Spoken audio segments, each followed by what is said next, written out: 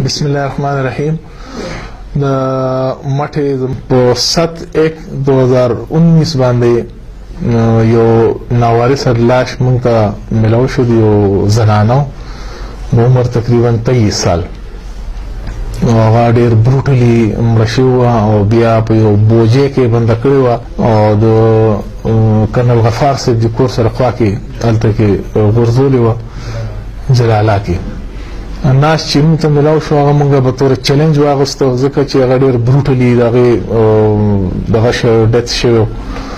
هغې کې موږ تفتیش شروع کړو. تفتیش دوران کې زمونږ تفتیشي ټیم د ډي اس پي مټه او اس ایچ او مټه او او آی آی مټه په سرکردګۍ کې موږ ډېر هیکټیک ایفرټس وکړو او لومړي چانس باندې چې دوی لاړلو او د دې حنا هغې چې وروسته بیا معلومات وشو چې د هغې ډیډ باډي نوم چې کوم دی هغه حنا دختر خانزاده ساکن برشاور مولا بابا د هغې شناخت وشو او شناخت سره چې د هغې کور ته مونږ لاړو د هغې چې کوم ذاتي بکس و هغې بکس کې د هغې نکاحنامه وه. بیا د پلار نه تفتیشي ټیم تپوس وکړو چې یو دا واده کړې وه. هغې ویل چې نه دا خو واده کړې نه وه. نکاحنامه چې موږ وکتله په هغې کې عطاالله نومې هلک سره د دې حنا بیبي واده شوی او په هغې کې 2 ګواهانو د یو ګواه نوم سید نواب او د دویم ګواه نوم شیرعلي و. موږ چې په لومړي ځل باندې معلومات وکړو چې یاره دا خاوند د لومړي معلومات وکړو موږ د عطاالله چې معلومات وکړو نو عطاالله زموږ پولیسواله او د مدین په تاڼه کې و. عطاالله سره چې موږ رابطه وشوه تفتیشي ټیم ته نه تپوس وکړو چې یاره تاسو دغه شانتې تا نکاح کړې ده. هغه خو اول نه انکاري و بیا لیټ رانې ومنله چې بلکل ما د جینۍ سره نکاح کړې ده خو زه بیا وروسته د دې نه یم خبر چې وروسته څه چل شوی دی. بهرحال هغې نه 3-4 منټ بعد زمونږ هغه سپایي عطاالله ولګېده او هغه ځان په مرۍ باندې په کلاشنکوف سرکاري کلاشنکوف باندې مدین تاڼه کې ځان وویشته. نو هغه خو ډېر کریټیکلی انجرډ دی او سر دست ماخلی چې لیډ ریډینګ هسپتال کې داخل دی. زموږ پولیس ګارد سره موجود دی او خودکشي اقدام یې وکړو چونکې هغه خو زموږ د لاسو نه ووتو. بیا تفتیش رخ موږ د بل سایډ ته بدل کړو او د نکاحنامې چې کوم ګواهانو شیرعلي او سید نواب په هغې کې سید نواب نومې هلک موږ راونیسو او سید نواب نومې هلک ټوټلي د هغې بلایند مرډر کیس ټوله کیسه یې موږ ته وکړله او هغه الله تعالی ټریس کړو.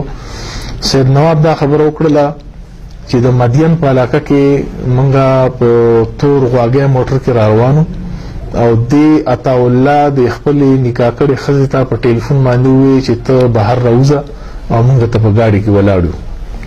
موږ چې بهر راووتو دا جینۍ موږ سره په شاته سیټ کې کېناستله. دې سید نواب ګاډی چلو عطاالله او دا جینۍ دواړه شاته کېناستل.